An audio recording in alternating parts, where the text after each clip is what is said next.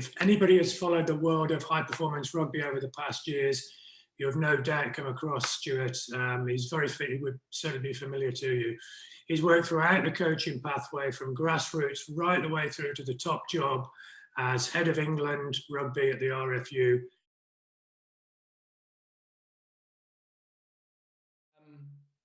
These are probably the ways in which I've tried to develop myself as a leader, and my advice to any leaders out there, this would be my top 10.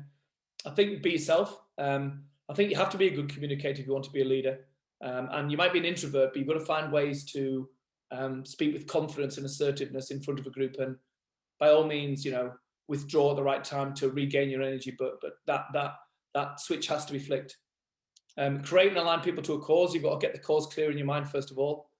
You have to have a point of view. People don't want to be led by people who haven't got a point of view. So you must have a point of view. And I think you need to spend time thinking about what yours is. Be good with people. Understand how to sense mood in the camp. So, when the players need a lift because they're a bit flat or they're a bit too excited, you have to bring them down and get them focused. Building trust. And this would be a key one, really. Do what you say you will do. There's nothing that erodes trust more than someone who promises something and it doesn't, and you don't deliver. You say you're going to send an email or return a call and you don't do it. The moral courage to do the right thing, great body language, and build belief and make performing meaningful in yourself and others. And I want to share this video now, which is a video I used. So remember I said in 2018 we won the European Cup final, and then the week after we had to play our big rivals Munster in the semi-final. And having reached Everest, I was trying to think, oh my God, how am I going to get the players to get back to Everest again for this week and for a final next week? And I found this video with a guy called Kevin Sinfield, who's actually an amazing guy. He's actually just done 7 marathons in 7 days, finishing yesterday for one of his teammates. And he talks about Andy Dufresne in the Shawshank Redemption. So I'll show you the clip and I'll explain how I use this clip to motivate my team. One of my favourite films is The Shawshank Redemption. Andy Dufresne offers to tar the roof, and he's one of those workmen that are up on the top, and whilst he's up there he offers to do the tax return for the guard in return for a beer each for his co-workers, as he calls them, but he doesn't have one, and it allows him to feel free, and he's happy looking around at his mates having a beer, and that was me. That's been me after most finals. Just to sit back and soak it in and feel free. Free from rugby for 30, 40 minutes. It don't last very long, unfortunately. It does now. Now finished, but those moments are just, that's what I craved. Throughout every year, throughout every pre-season, throughout all those tough sessions. I just craved that 30, 40 minutes watching the lads have a beer, enjoy themselves, knowing that I was free.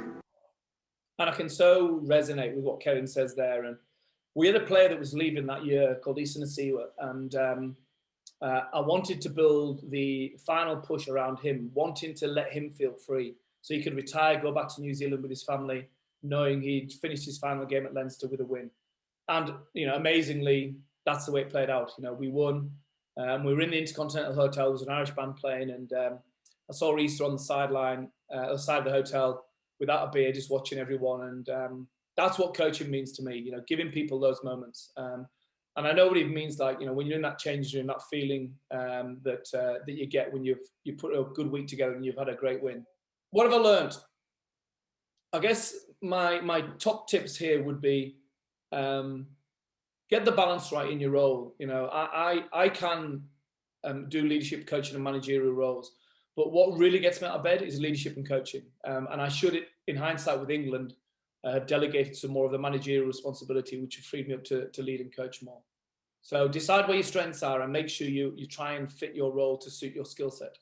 I think in order to do that, you need to understand your own personality and where you think your strengths are. So, there's lots of psychometric profiles out there. This is mine from a company called Insights. So you can see I'm a mixture of 4 colours, whichever one is. I'm a reasonable balance of all 4, which I guess means that I can be that sunshine yellow inspirer. I can be the red director. I can do the detail in terms of your observing role, and I can be the supportive team player. I'm probably more to the left, which means I'm slightly more introverted, but I can swing to the right. And it's just knowing yourself and knowing your own strengths and weaknesses, I guess, and building people around those strengths and weaknesses as well. I think the other lesson I would pass on is don't assume that you're just going to develop leadership. It doesn't happen by accident. You know, I went on a leadership course when I was 31. I wish I'd gone on it when I was 21. And what I try and do now with our 21-year-olds is rather than wait for them experience to teach them leadership, I try and grow their leadership by design and pass on what I've learned as a leader so they can lead better in their mid-20s rather than wait till their early 30s. And there's a great clip I found on a podcast by Danny Kerry, who I'm sure you know in the hockey world, who's the GB coach. And he talks about growing leadership intentionally, which I'll play on here.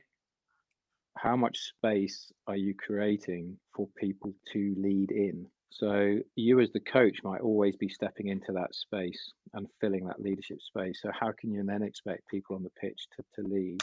How much ingenuity do you create in your environment where people by default have to take grip of a situation, have to lead, have to take responsibility and accountability for the decisions they make? And again, your job as the leader of the program is to think about grading that. So not expecting some massive jump in ability and, you know, sink or swim, but just providing the right level of opportunities at the right challenge point.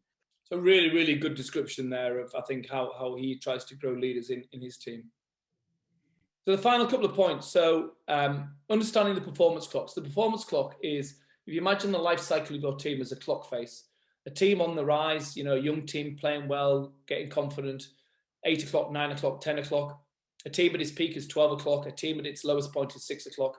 We're all working on this clock face. And the trick is, if you're getting towards 8, 9, 10, 11, 12 o'clock, the peak, and you're winning trophies and titles, you must make change before change is necessary. And I think the best coachings I've worked with, the best teams I've worked in, Leinster is a good example. We lose some senior players, we're bringing the players through, and there's a little change every year, which means we're always there to stay at the top of the game. And your ability to stay at 11 o'clock is actually key, because if you get to 12 o'clock and 1 o'clock and you don't change, before you know it, you're back down to 6 o'clock again, and you're probably looking for a new job. I think learning from failure is as important as success. You know, we've lost in the European Cup final, as you can see here. And I played this quote, which is an American basketball coach from the college system who'd lost, I think, in the previous year to the 45th ranked team.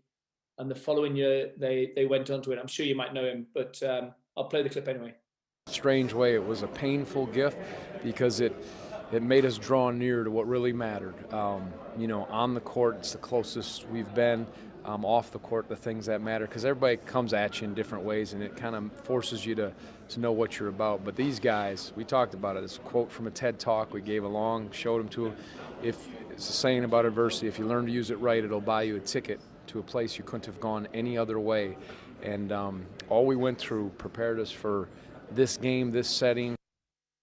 And there's no doubt, you know, that adversity for England, adversity for me as a coach has made me a better coach. There's no doubt. And if you've got to use it in the right way, there's no coach I've ever met that's gone on a smooth path upwards without failure. You know, it's a rocky road out there, and you've got to navigate the rocks and use them as motivation and keep striving to get better. I think you should always want to improve, so you're open-minded, but your technical knowledge is always growing. And I think the final point is you should understand where you sit on this continuum here. Now, my wife would often say to me, can you not sit more towards the left, Stuart? And I'm a bit like, yeah, but I'm probably more inclined to sit towards the right, if I'm being honest, because, you know, I've got one shot at life. I want to make an impact. I want to do as much as I can and develop as many people I can and enjoy life as much as I can as well. And the three balls would be the three glass balls: your family, your personal health and well-being, and your job. And imagine how you would feel if you dropped one. So it's not making impact at the detriment of your family or your personal health and well-being, but it's getting that balance right. But you know, there's no right or wrong place to sit on that line. And I often think about this. I think about my dad who passed away 2 years ago, and I think about him all the time. Suddenly on the farm, and I think about enjoying the moments, the sunrises, the sunsets, taking risks and chances. I don't regret anything I've done. And you know, you want to leave something behind.